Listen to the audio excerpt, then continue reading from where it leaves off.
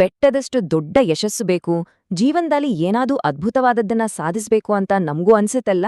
ಆದ್ರೆ ಮೈ ಬಗ್ಗಿಸಿ ಕೆಲ್ಸ ಮಾಡೋ ಸಮಯ ಬಂದಾಗ ಮಾತ್ರ ಇವತ್ತು ಬೇಡ, ನಾಳೆಯಿಂದ ಖಂಡಿತ ಮಾಡ್ತೀನಿ ಅಂತ ಬಹಳ ಸುಲಭವಾಗಿ ಮುಂದೂಡ್ತೀವಿ. ಯಾಕ್ ಹೀಗೆ ಅಂತ ಯಾವತ್ತಾದ್ರೂ ಯೋಚನೆ ಮಾಡಿದೀವಾ? ಇವತ್ತಿನ ಈ ಕಥೆ ನಮ್ಮೆಲ್ಲರ ಒಳಗಿರೋ ಆಲಸ್ಯವನ್ನ ಬೇರು ಸಹಿತ ಕಿತ್ತು ಹಾಕುವ ಒಂದು ಅದ್ಭುತವಾದ ಪ್ರಯತ್ನ. ಬನ್ನಿ, ಸೋಮಾರಿತನ ಅನ್ನೋ ಈ ನಿಗೂಢ ಸತ್ಯದ ಆಳಕ್ಕೆ ಇಳಿಯೋಣ. ದೊಡ್ಡ ಕನಸುಗಳು ಶೂನ್ಯ ಪ್ರಯತ್ನ. ನೋಡಿ, ಇದು ಕೇವಲ ಒಂದು ವಾಕ್ಯ ಅಲ್ಲ, ನಮ್ಮೆಲ್ಲರ ದೈನಂದಿನ ವಿಳಂಬ ಪ್ರವೃತ್ತಿಗೆ ಹಿಡಿಲ ಕೈಗನ್ನಡಿ. ನಾವೆಲ್ಲರೂ ಒಂದಲ್ಲ ಒಂದು ಬಾರಿ ಈ ಮಾಯಾಬಲೆಯಲ್ಲಿ ಸಿಲುಕೆ ಇರ್ತೀವಿ. ಆದ್ರೆ ಇವತ್ತಿನ ಈ ಕತೆ ನಾವು ನಮ್ಮ ಮುಂಜಾನೆಯನ್ನ ನೋಡುವ ರೀತಿಯನ್ನೇ ಸಂಪೂರ್ಣವಾಗಿ ಬದಲಾಯಿಸಲಿದೆ. ಬೆಳಿಗ್ಗೆ ಕಣ್ಣು ಬಿಟ್ಟ ತಕ್ಷಣ ನಮ್ಮೊಳಗೆ ನಡೆಯುವ ಯುದ್ಧವನ್ನ ಬಿಡಿಸಿಡುವ, ನಮ್ಮನ್ನೆಲ್ಲ ಎಚ್ಚರಿಸುವ ಒಂದು ಅದ್ಭುತ ಕಥೆಯಿದು. ಈ ರೋಚಕ ಪಯಣ ಶುರು ಮಾಡುವ ಮುನ್ನ ಒಂದು ಸಣ್ಣ ವಿನಂತಿ. 10 ನಿಮಿಷದ ಕಿಡಿ, ಇಡೀ ದಿನದ ಗೆಲುವಿನ ಹಾದಿ. ಇದು ನಿಮ್ಮೆಲ್ಲರ ಚಾನಲ್. ದಯವಿಟ್ಟು ಈಗಲೇ ಸಬ್ಸ್ಕ್ರೈಬ್ ಮಾಡಿ. ಬರೀ ಕನಸು ಕಾಣುವವರಲ್ಲ, ಆ ಕನಸನ್ನ ನನಸು ಮಾಡುವ ಈ ನಮ್ಮ ಸಾಧಕರ ಕುಟುಂಬವನ್ನ ಸೇರಿ. ನಮ್ಮ ದೈನಂದಿನ ಸ್ಫೂರ್ತಿಗಾಗಿ ಗುರಿಯೆಡೆಗಿನ ಪಯಣದಲ್ಲಿ ನಾವೆಲ್ಲರೂ ಜೊತೆಯಾಗಿ ಸಾಗೋಣ. ಈಗ ನಾವೆಲ್ಲರೂ ನಮಗೆ ನಾವೇ ಒಂದು ಪ್ರಾಮಾಣಿಕವಾದ ಪ್ರಶ್ನೆಯನ್ನ ಕೇಳ್ಕೊಳ್ಬೇಕು. ನಾನು ನಾಳೆಯಿಂದ ಪಕ್ಕಾ ಶುರು ಮಾಡ್ತೀನಿ ಅನ್ನೋ ಸುಳ್ಳನ್ನ ನಮ್ಮ ಮನಸ್ಸಿಗೆ ನಾವೆಷ್ಟು ಬಾರಿ ಹೇಳ್ಕೊಂಡಿದ್ದೀವಿ, ಹೌದು ತಾನೆ? ನಾವೆಲ್ಲರೂ ಈ ತಪ್ಪನ್ನ ಮಾಡಿದ್ದೀವಿ. ನಿಮಗೆ ಹೀಗೆ ಅನ್ಸಿದ್ರೆ ದಯವಿಟ್ಟು ಕೆಳಗೆ ಕಮೆಂಟ್ ಮಾಡಿ ತಿಳಿಸಿ. ಆದ್ರೆ ಇವತ್ತು ಆ ತಪ್ಪನ್ನ ಶಾಶ್ವತವಾಗಿ ತಿದ್ದುಕೊಳ್ಳುವ ಸಮಯ ಬಂದಿದೆ. ನಮ್ಮ ಈ ಕಥೆ ಶುರುವಾಗೋದು ಆಮೀರ್ ಅನ್ನೋ ಯುವಕನಿಂದ. ಆಮೀರ್ 25 ವರ್ಷದ ಒಬ್ಬ ಬಲಶಾಲಿ, ಅತ್ಯಂತ ಆರೋಗ್ಯವಂತ ಯುವಕ. ಅವನಿಗೆ ತನ್ನೂರಿನಲ್ಲೇ ಅತಿ ಶ್ರೀಮಂತ ರೈತನಾಗ್ಬೇಕು ಅನ್ನೋ ಬೆಟ್ಟದಷ್ಟು ದೊಡ್ಡ ಕನಸಿತ್ತು. ತನ್ನ ಗದ್ದೆ ಬಂಗಾರದ ಬೆಳೆಯಿಂದ ಕಂಗೋಳಿಸ್ಬೇಕು ಅಂತ ಸದಾ ಕೊಚ್ಕೊಳ್ತಾ ಇದ್ದ. ಆದ್ರೆ ಕಟು ಸತ್ಯ ಏನಪ್ಪ ಅಂದ್ರ, ಆತನ ಗದ್ದೆ ಮಾತ್ರ ಸಂಪೂರ್ಣವಾಗಿ ಖಾಲಿಯಾಗಿತ್ತು. ಮಳೆ ಇಲ್ದೆ, ಬೆಳೆ ಇಲ್ದೆ ಆ ಮಣ್ಣು ಒಣಗಿ ಬಿರುಕ್ಬಿಟ್ಟು ಅಳ್ತಾ ಇತ್ತು. ಇಲ್ಲಿ ಗಮನಿಸಬೇಕಾದ ರೋಚಕ ವಿಷಯ ಅಂದ್ರೆ ಆಮಿರ್ನ ಈ ದ್ವಂದ್ವ ವ್ಯಕ್ತಿತ್ವ. ಮುಂಜಾನೆಯ ಎಳೆಬಿಸಿಲು ಮೂಡ್ತಾ ಇದ್ದ ಹಾಗೆ ಊರಿನ ಬೇರೆ ರೈತರೆಲ್ಲ ಗದ್ದೆಯಲ್ಲಿ ಬೆವರು ಸುರಿಸ್ತಾ ಇದ್ರೆ, ಆಮಿರ್ ಮಾತ್ರ ಮರದ ತಂಪಾದ ನೆರಳಿನಲ್ಲಿ ಕೂತು ತನ್ನ ಚಿನ್ನದ ಕನಸುಗಳ ಬಗ್ಗೆ ಕತೆ ಕಟ್ತಾ ಇದ್ದ. ಬೇರೆಯವರು ರಕ್ತ ಬಸಿದು ಕೆಲಸ ಮಾಡುವಾಗ ಈತ ಹಾಯಾಗಿ ಗುರಿಕೆ ಹೊಡಿತಾ ಇದ್ದ. ಯಶಸ್ಸಿನ ಮಧುರ ಕಲ್ಪನೆ ಅವನಿಗೆ ಬಹಳ ಇಷ್ಟ ಆಯ್ತು. ಆದ್ರೆ ಅದಕ್ಕೆ ಬೇಕಾದ ಕಠಿಣ ಪರಿಶ್ರಮ ಅಂದ್ರೆ ಅವನಿಗೆ ಆಗಿ ಬರ್ತಾ ಇರ್ಲಿಲ್ಲ. ಹೀಗಿರುವಾಗ ಒಂದು ದಿನ ಆಮೀರ್ನ ಬುದ್ಧಿವಂತ ಚಿಕ್ಕಪ್ಪ ಅವನನ್ನ ನೋಡಲು ಬರ್ತಾರೆ. ಒಣಗಿದ ಬಿರುಕುಬಿಟ್ಟ ಆಮೀರ್ನ ಗದ್ದೆಯನ್ನ ನೋಡಿ ಅವರಿಗೆ ಸಿಕ್ಕಾಪಟ್ಟೆ ಬೇಸರವಾಗುತ್ತೆ. ಬರೀ ಬಂಗಾರದ ಬೆಳೆಯ ಬಗ್ಗೆ ಮಾತಾಡ್ತೀಯಾ, ಆದ್ರೆ ನಿನ್ನ ಗದ್ದೆ ಮಾತ್ರ ಭಿಕಾರಿ ತರ ಒಣಗಿ ನಿಂಚಿದ್ಯಲ್ಲ ಅಂತ ಕೇಳ್ತಾರೆ. ಆಗ ಆಮೀರ್ ನಗುತ್ತಾ, ಚಿಂತಿಸ್ಬೇಡಿ, ನಾನು ನಾಳೆ ಕೆಲ್ಸ ಶುರು ಮಾಡ್ತೀನಿ ಅಂತಾನೆ. ಆತನ ಈ ನಾಳೆಯ ಕಥೆ ಕೇಳಿ ಬೇಸತ್ತ ಚಿಕ್ಕಪ್ಪ ಅವನಿಗೆ ಒಂದು ಜೀವನ ಪಾಠ ಕಲಿಸಲು ನಿರ್ಧರಿಸಿ 2 ನಿಗೂಢವಾದ ಮಾಂತ್ರಿಕ ಬೀಜಗಳನ್ನ ಉಡುಗೊರೆಯಾಗಿ ಕೊಡ್ತಾರೆ. ಆ 2 ಬೀಜಗಳ ನಡುವೆ ಒಂದು ದೊಡ್ಡ ಭಯಾನಕ ವ್ಯತ್ಯಾಸ ಇತ್ತು. ಮೊದಲನೇದು ಮಹತ್ವಾಕಾಂಕ್ಷೆಯ ಬೀಜ. ಇದಕ್ಕೆ ಪ್ರತಿದಿನ ಬೆವರು ಸುರಿಸಿ ನೀರುಣಿಸ್ಬೇಕು, ಬಿಸಿಲಿನಲ್ಲಿ ನಿಂತು ಕಷ್ಟಪಟ್ಟು ಪೋಷಿಸಬೇಕು. ಆಗ ಮಾತ್ರ ಅದು ಅಪಾರ ಸಂಪತ್ತು ಮತ್ತು ತಂಪಾದ ನೆರಳು ನೀಡುವ ಬೃಹತ್ ಮರವಾಗುತ್ತೆ. ಎರಡನೇದು ಸೋಮಾರಿತನದ ಬೀಜ. ಇದಕ್ಕೆ ಯಾವ ಕಾಳಜಿಯೂ ಬೇಡ, ನೀರೂ ಬೇಡ. ಆದ್ರೆ ಇದು ಇಡೀ ಗದ್ದೆಯಲ್ಲಿ ಕಳೆಯಾಗಿ ಹರಡಿ ಎಲ್ಲವನ್ನೂ ನಾಶ ಮಾಡುತ್ತೆ. ಚಿಕ್ಕಪ್ಪ ಆಮೀರ್ಗೆ ಹೇಳ್ತಾರೆ, ಭವಿಷ್ಯ ಈಗ ಯಾವ ಬೀಜವನ್ನ ಪೋಷಿಸ್ತೀಯೋ ಅದರ ಮೇಲಿದೆ. ಆಮೀರ್ ಮಹತ್ವಾಕಾಂಕ್ಷಿಯ ಬೀಜವನ್ನೇ ನೆಡಲು ನಿರ್ಧರಿಸ್ತಾನೆ. ಆದ್ರೆ ಮಾರನೇ ದಿನ ಬೆಳಿಗ್ಗೆ ಎದ್ದಾಗ ಅವನಿಗೆ ಎಂದಿನಂತೆ ಮೈಕೈ ನೋವು, ಆಯಾಸ, ಬೇಸರ. ನಾನು ಇದನ್ನ ನಾಳೆ ನೆಡ್ತೀನಿ ಬಿಡು ಅಂದ್ಕೊಳ್ತಾನೆ. ನಾಳೆ ನೆಡ್ತೀನಿ ಅನ್ನೋ ಆ ಒಂದು ಮಾತು ಆತನ ಅತಿದೊಡ್ಡ ದೌರ್ಬಲ್ಯ ಆಗಿತ್ತು. ದಿನಗಳು ಉರುಳಿದಂತೆ ಕೇವಲ ಬೇಸರ ಕಳೆಲು ಆತ ಆ 2 ಅಮೂಲ್ಯ ಬೀಜಗಳನ್ನ ಯಾವುದೇ ಕಾಳಜಿ ಇಲ್ದೆ ಗದ್ದೆಯ ಧೂಳಿನ ಮಣ್ಣಿಗೆ ಹಾಗೆ ಎಸೆದುಬಿಡ್ತಾನೆ. ಆಮೀರ್ ಆ ಬೀಜಗಳನ್ನ ಎಸೆದು ಮತ್ತೆ ತನ್ನ ಹಳೆಯ ಸೋಮಾರಿ ದಿನಚರ್ಯೆಗೆ ಮರಳುತ್ತಾನೆ. ಕಣ್ಣು ಮುಚ್ಚಿ ನಿದ್ದೆ ಮಾಡೋದು, ಊರವರ ಜೊತೆ ಹರಟೆ ಹೊಡೆಯೋದು, ಇದೇ ಆತನ ದಿನಚರ್ಯಾಗುತ್ತೆ. ಆದ್ರೆ ಆತನಿಗೆ ಒಂದು ವಿಷಯ ಗೊತ್ತಿರ್ಲಿಲ್ಲ.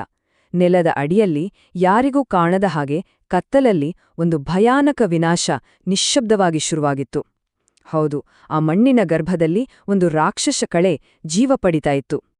ಕಾಲ ಉರುಳಿದಂತೆ ಏನಾಯ್ತು ಗೊತ್ತಾ?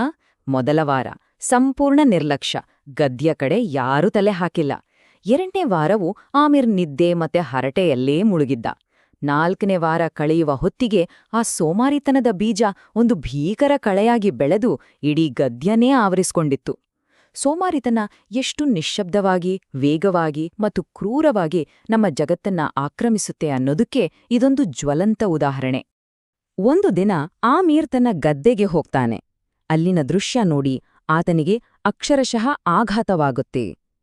ಆತನ ಗದ್ದೆ ದಟ್ಟವಾದ, ಮುಳ್ಳಿನಿಂದ ಕೂಡಿದ, ಉಸಿರುಗಟ್ಟಿಸುವ ಕಳೆಗಳಿಂದ ತುಂಬಿ ಹೋಗಿತ್ತು. ಆ ಸೋಮಾರಿತನದ ಬೀಜ ಎಲ್ಲವನ್ನೂ ಆಕ್ರಮಿಸ್ಕೊಂಡಿತ್ತು ಮತ್ತು ಆತನ ಆಸೆ, ಗುರಿಯ ಸಂಕೇತವಾಗಿದ್ದ ಆ ಪುಟ್ಟ ಮಹತ್ವಾಕಾಂಕ್ಷೆಯ ಬೀಜ ಮುಳ್ಳುಗಳ ನಡುವೆ ಸಿಲುಕಿ ನೀರಿಲ್ಲದೆ, ಬೆಳಕಿಲ್ಲದೆ, ಉಸಿರು ಚೆಲ್ಲುತ್ತಾ ಸಾಯುವ ಹಂತ ತಲುಪಿತ್ತು. ಆತನ ಬಂಗಾರದ ಕನಸು ಈಗ ಒಂದು ಭೀಕರ ದುಸ್ವಪ್ನವಾಗಿ ಬದಲಾಗಿತ್ತು. ಅದೇ ಸಮಯಕ್ಕೆ ಸರಿಯಾಗಿ ಚಿಕ್ಕಪ್ಪ ಅಲ್ಲಿಗೆ ಬರ್ತಾರೆ. ಆಮೀರ್ನ ಕರುಣಾಜನಕ ಪರಿಸ್ಥಿತಿಯನ್ನ ನೋಡಿ ಅವ್ರು ಹೇಳುವ ಮಾತು ಇದು: ಗುರಿಗೆ ದೈನಂದಿನ ಶ್ರಮದ ಅಗತ್ಯವಿತ್ತು, ಆದ್ರೆ ನೀನದನ್ನ ಮಾಡ್ಲಿಲ್ಲ.